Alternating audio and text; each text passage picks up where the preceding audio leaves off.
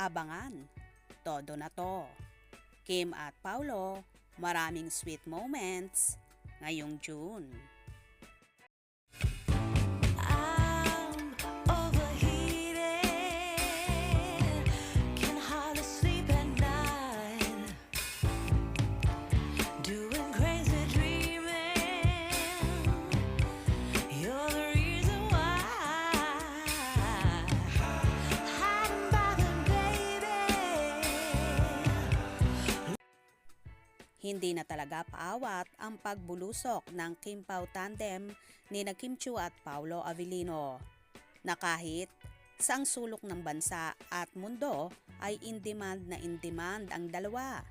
Nagbahagi nga ang CEO ng Brilliant Skin na si Miss Glenda de la Cruz, at tanging larawan lang na walang mukha ang ipinost niya, na ayon pa sa caption ni Miss Glenda, "Huy, hindi ka nagkakamali.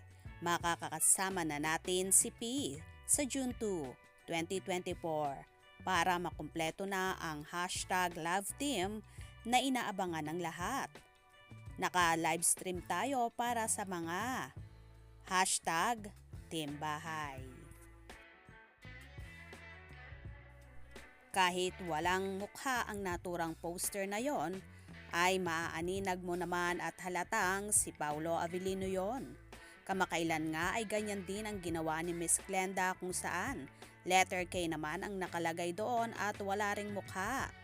Pero makikita mo naman sa larawan na si Kim Chiu nga yun.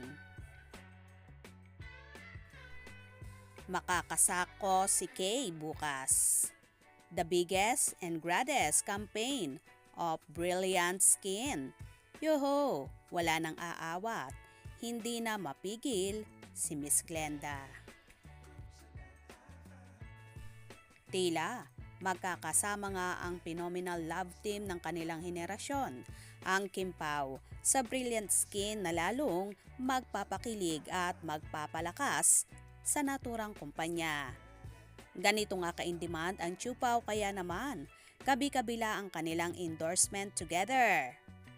Samantala, magpapakilig din ang Kim Pao sa darating na June 9, 2024 para sa Kalayaan Caravan sa Dubai, at June 20, 30 naman sa United Kingdom.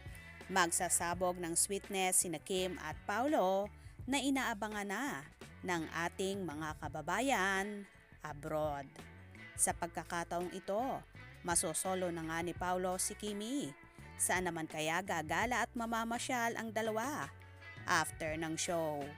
Baka abangan natin yan. Kaya naman tumutok at wag na wag pahuhuli sa mga maiinit na kaganapan. Anong inyong magiging reaction sa bidyong ito? Comment below.